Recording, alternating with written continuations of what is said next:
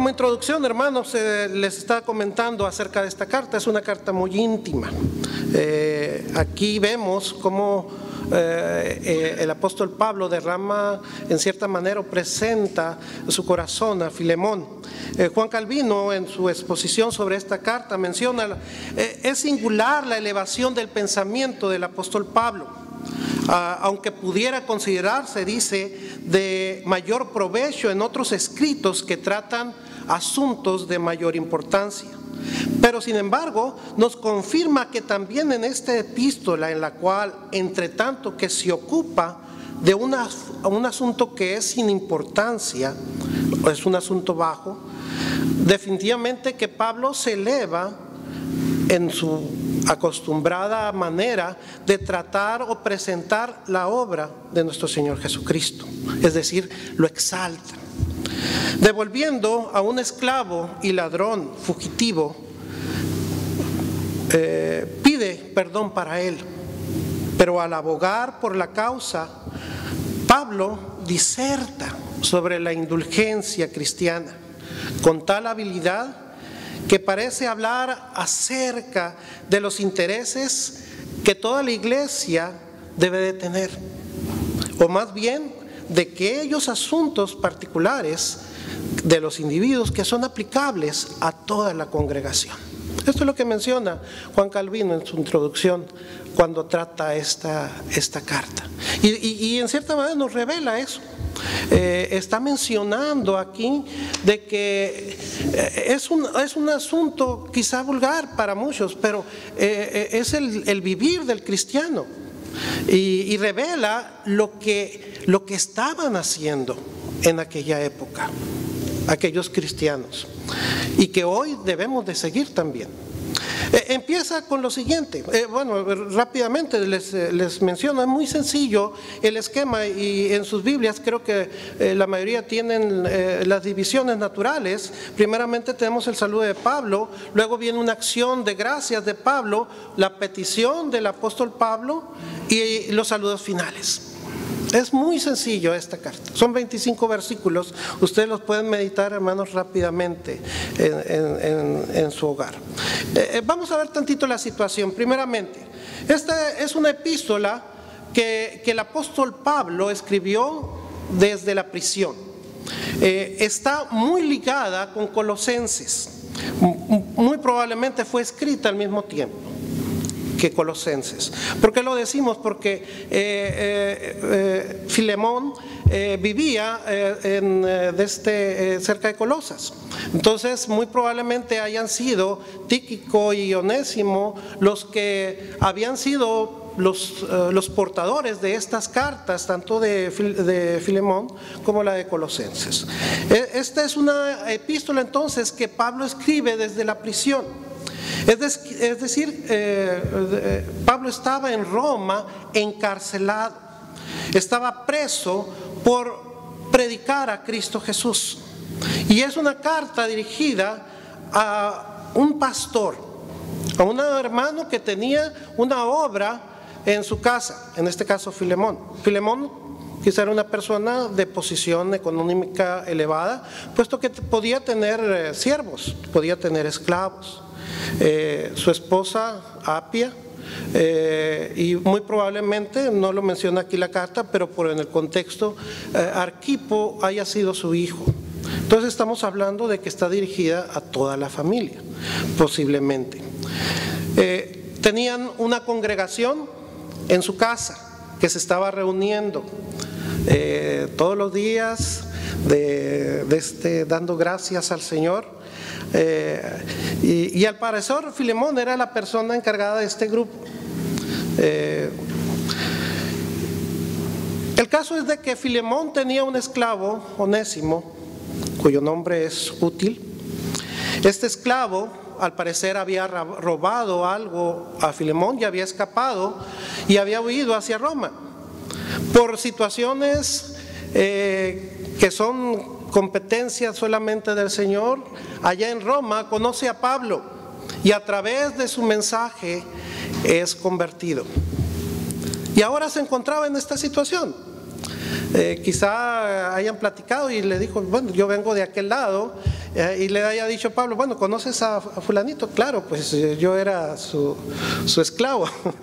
Y entonces Pablo ahora le está diciendo, bueno, tienes que arreglar este asunto y tienes que regresar con tu amo. Ante esta situación, Pablo pues decide escribir esta carta y enviarlo de regreso. Entonces, esta carta habla acerca de eso precisamente, de cómo le presenta la situación y cómo debe de recibir ahora Filemón a Onésimo. Y en la introducción, hermanos, les puedo mencionar lo siguiente. Dicen los versículos del 1 al 3, Pablo, prisionero de Jesucristo, y el hermano Timoteo, al amado Filemón, colaborador nuestro, y a la amada hermana Apia y a Arquipo, nuestro compañero de milicia, y a la iglesia que está en tu casa. Gracia y paz a vosotros, de Dios nuestro Padre y del Señor Jesucristo. Primeramente, hermanos, empieza Pablo presentándose así. Pablo, como todas sus cartas, pone primeramente su nombre. Pero viene lo siguiente. Normalmente Pablo, cuando escribe, se identifica como apóstol de Jesucristo, de este siervo de Jesucristo. Y aquí hace una presentación un poco distinta, quizá en cierta manera para preparar la función, pero con mucho significado. Y es el primer punto esta tarde. Dice Pablo, prisionero de Jesucristo. En este versículo o en esta parte, Pablo está mencionando que ha sido hecho prisionero por causa de Cristo. Es lo que pudiéramos entender en primer lugar, pero también pudiéramos entender que Pablo es prisionero de Jesucristo por la voluntad de Jesucristo. Algunos pudiéramos considerarlo de esta manera. De las dos maneras que la consideramos, que sea prisionero por causa de estar predicando a Jesucristo, o por causa de que era la voluntad de Cristo de que estuviera prisionero, estamos hablando de que Dios es el que lleva la honra y la gloria en todo momento. Él ha sido encarcelado por estar llevando el mensaje de nuestro Señor Jesucristo. ¿Se acuerdan ahí en Filipenses? Vayan tantito. Filipenses capítulo 3, versículos 7 al 11, donde Pablo expresa lo siguiente, dice, pero cuántas cosas eran para mi ganancia, las he estimado como pérdida por amor de Cristo. Y ciertamente aún estimo todas las cosas como pérdida por la excelencia del conocimiento de Cristo Jesús mi Señor, por amor del cual lo he perdido todo y lo tengo por basura para ganar a Cristo y ser hallado en Él, no teniendo mi propia justicia que es por la ley, sino la que es por la fe de Cristo, la justicia que es de Dios por la fe. Aquí el apóstol está mencionando de que todo lo tiene por basura. No importaba ya que fuera lo que fuera. Él menciona en el versículo anterior ahí en Filipenses que era de la tribu de Benjamín, que había sido circuncidado al 8º día, que era hebreo de hebreos, de que era en cuanto a la ley fariseo, en cuanto a celo perseguidor de la iglesia. Todas esas cosas ya no tenían importancia. Él estaba en prisión por causa de predicar el mensaje de Cristo. Las cadenas que lo ataron, menciona Juan Calvino, eran ahora adornos para él. Lo que antes perseguía, ahora había sido motivo para que estuviera en prisión. Porque Dios lo permitió, porque Dios lo llevó a esa posición, quizá. Pero él estaba siguiendo la voluntad de Dios en ese momento, aunque estuviera en prisión. Estaba bajo la voluntad de Dios. y estaba en el tiempo y en el momento y haciendo lo que era correcto. Entonces, hermanos, aprendemos la primera lección. Aunque estemos en dificultades, Cristo es el que controla cada cosa. Aunque estemos en la prisión por causa de Cristo, así como Pablo, Él lo está controlando todo. Aunque estemos en las situaciones en las que nos encontremos, Él tiene control de todo. Primera de Pedro 4:1-8: puesto que Cristo ha padecido por nosotros en la carne, vosotros también armaos del mismo pensamiento, pues quien ha padecido en la carne terminó con el pecado, para no vivir el tiempo que resta en la carne conforme a las concupiscencias de los hombres, sino conforme a la voluntad de Dios. Baste ya el tiempo pasado para haber hecho lo que agrada a los gentiles, andando en lascivias, concupiscencias, embriagueces, orgías, disipación y abominables idolatrías. A esto les parece cosa extraña que vosotros no corráis con ellos en el mismo desenfreno de disolución y os ultrajan. Pero ellos darán cuenta al que está preparado para juzgar a los vivos y a los muertos. Podemos considerar también, hermanos, este aspecto prisionero de Cristo. Hay muchos tipos de prisiones. Tenemos todos, en cierta manera, antes de que estuviéramos o que fuéramos llamados por el Señor, en cierta manera prisioneros por el pecado. Pero ahora, qué gran beneficio, qué gran gozo el poder ser llamado, y esto es lo que experimentaba Pablo, ser prisionero de Cristo. Las cadenas, hermanos, más fuertes que tenemos son precisamente las del pecado que nos asedia. Pero las cadenas que nos da el Señor Jesucristo son cadenas, y como dice Oseas, son lazos de amor en nuestro favor. Qué gran bendición es poder sufrir por la causa de Cristo. Y Pablo lo llevaba y lo enseñaba y lo proclamaba. Vuelvo a insistirle, para él estas eran cosas que alababan. Hay gente que está encerrada en prisión por hacer cosas negativas, por homicidios, por andar en las cosas del mundo. Pero esta persona, Pablo, estaba en prisión por la causa del Evangelio, que es la mejor causa que todos nosotros podemos llevar.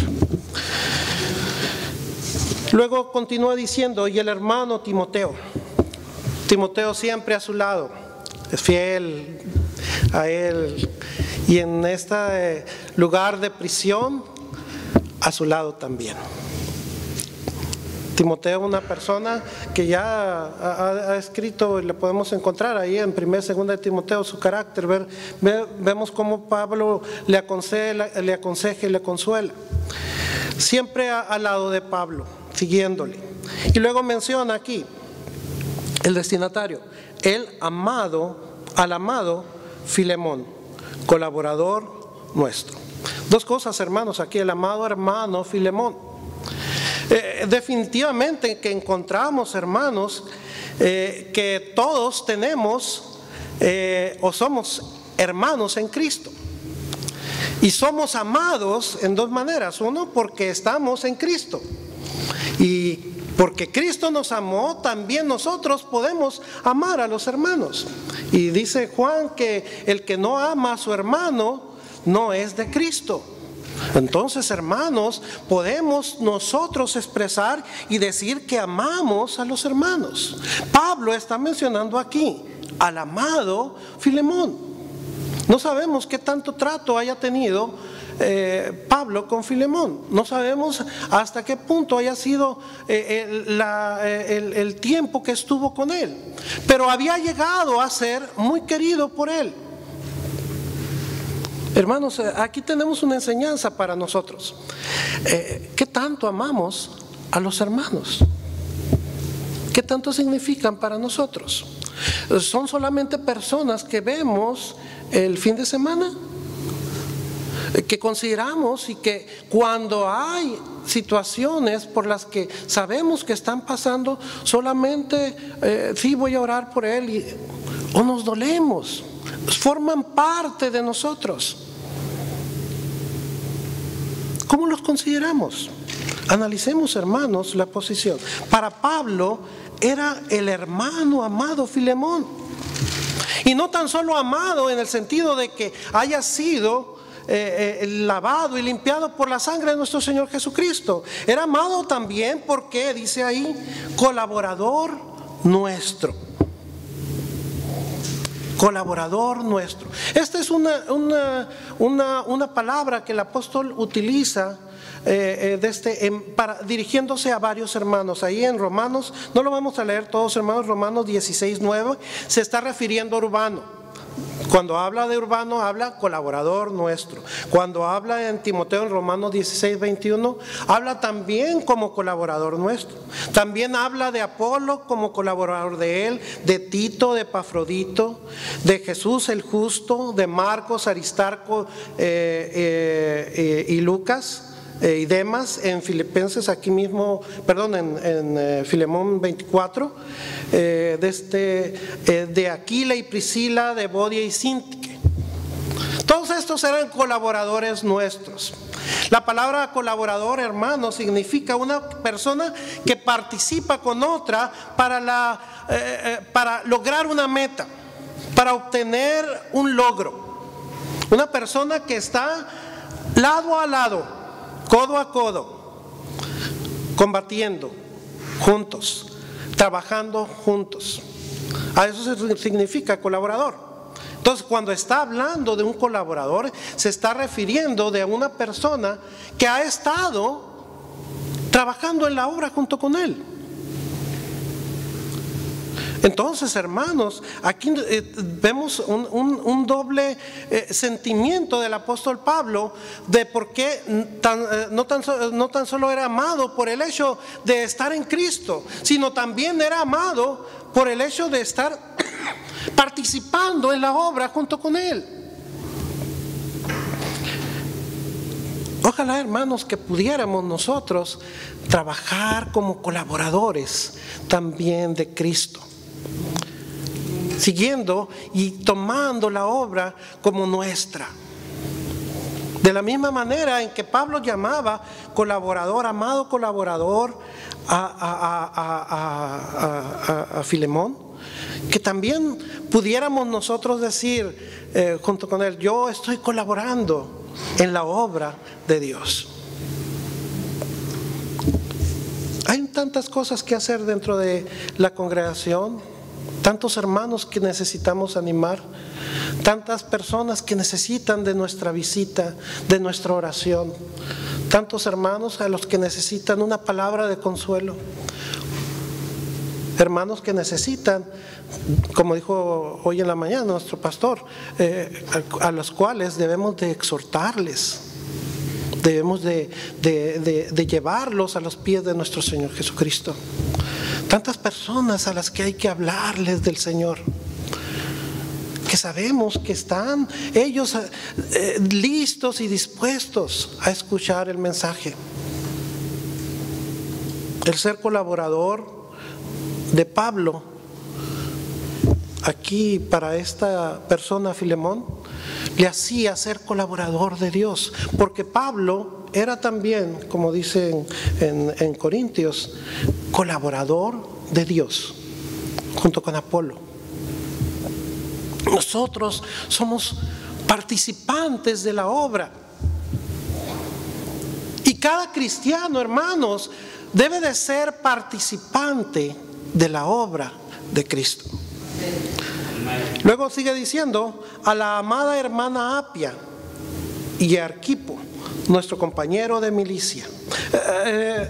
Acerca de Apia, la esposa de Filemón, por la forma en que está tratando, muy probablemente sea la esposa, y casi es un hecho.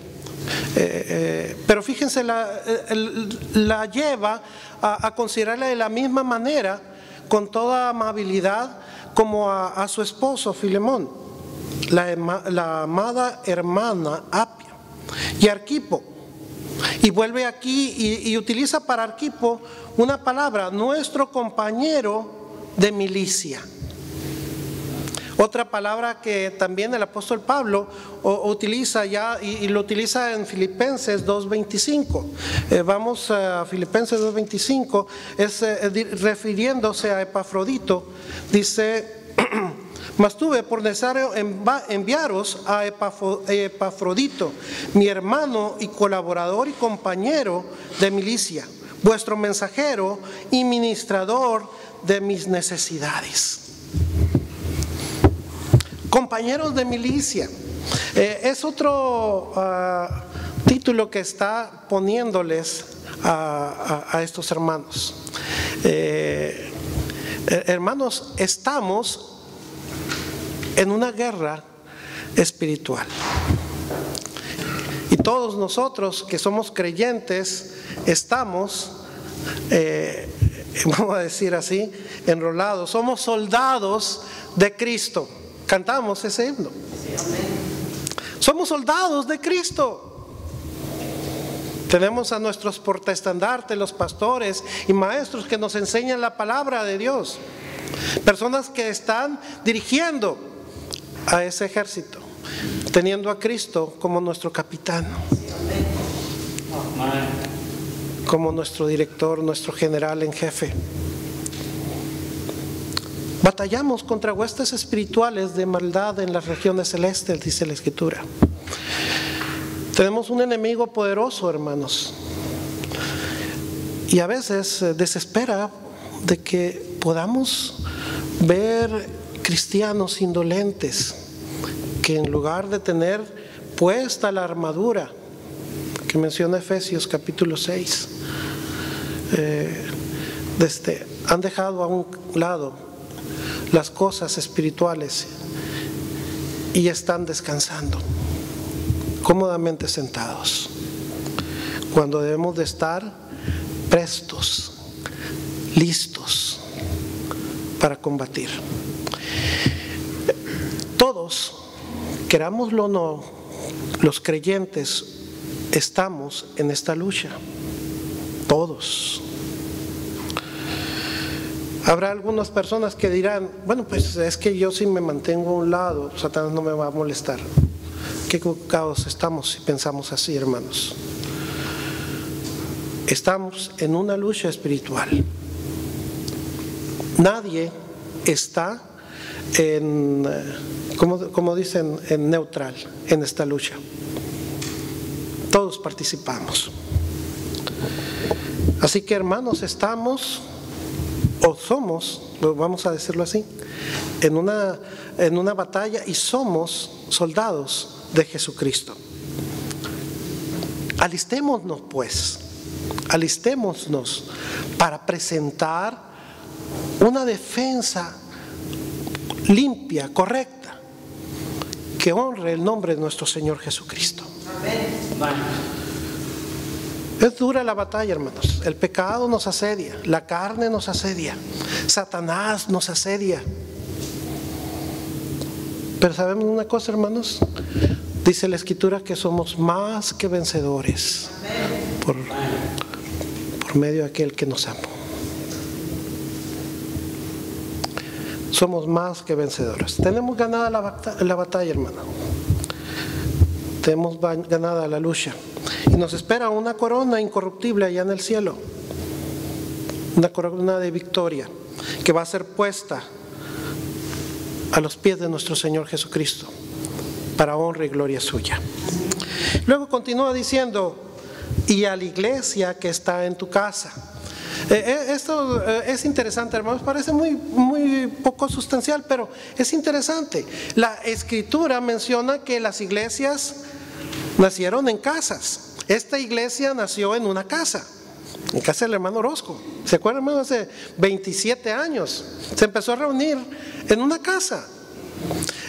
Por eso es tan importante el ministerio de nuestra hermana Alicia. Aunque ustedes no lo crean, la hermana Alicia ha sido fundadora de muchas iglesias. Porque cuando enseña a los niños, normalmente los niños traen a los papás. Y cuando vienen los papás, empiezan a escuchar el mensaje y empiezan a recibir el evangelio, llegan a conocer a Cristo y empiezan a reunirse. Normalmente allí en las misiones. Así nació la iglesia evangélica Maranata, así nació esta iglesia, así nació la iglesia bautista Emanuel, así nació la iglesia bautista de la fe, así nació la iglesia, un montón de iglesias, hermanos. Iglesias en casas, para honra y gloria del Señor.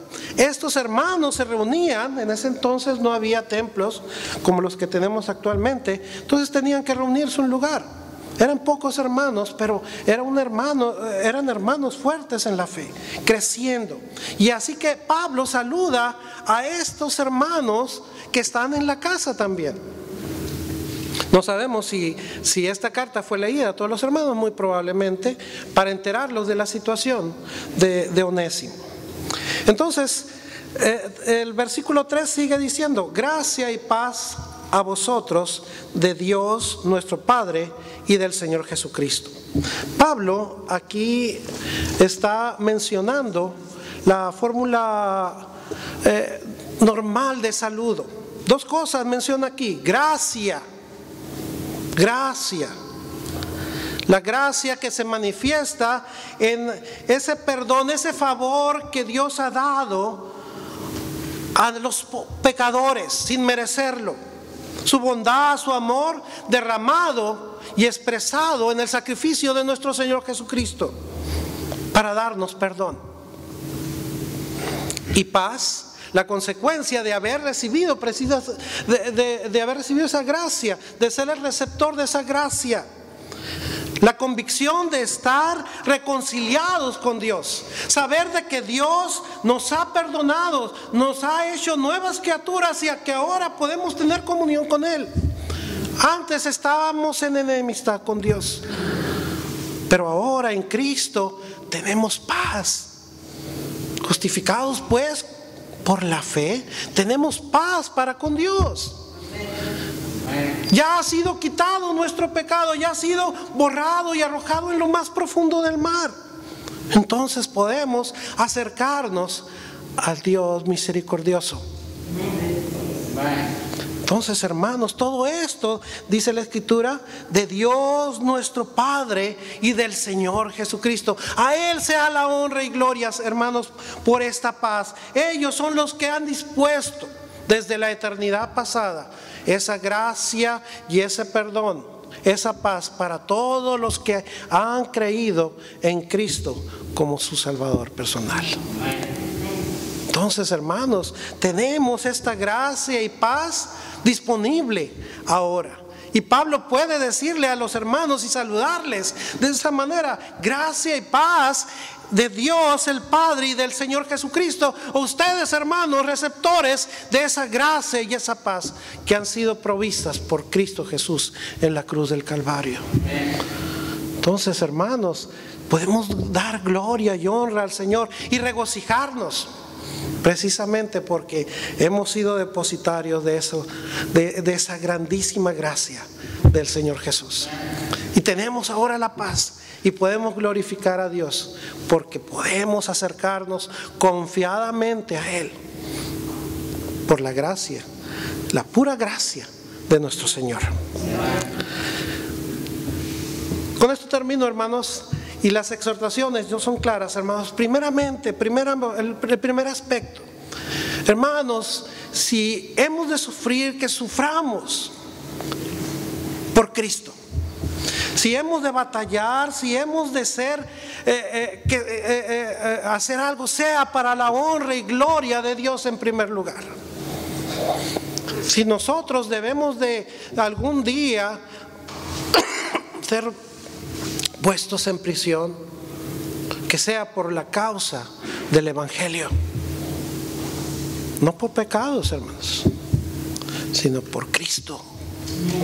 El cristiano es llamado a presentar a Cristo en todo lugar y en todo momento. Que podamos manifestar el amor de Dios, hermanos, que ha derramado a nuestro favor hacia los hermanos. Que podamos presentar ese amor sincero, desbordante de nuestro corazón hacia todos los hermanos de esta congregación. Que podamos estar intercediendo, hermanos, en favor de los hermanos, considerándolos a ellos. Que podamos ser colaboradores de Dios. Que podamos ser verdaderamente soldados fieles, listos en la batalla espiritual que libramos. Y que podamos regocijarnos en el perdón que hemos obtenido por la gracia de nuestro Señor Jesucristo. Todas estas cosas, hermanos, en estos 3 versículos hemos aprendido.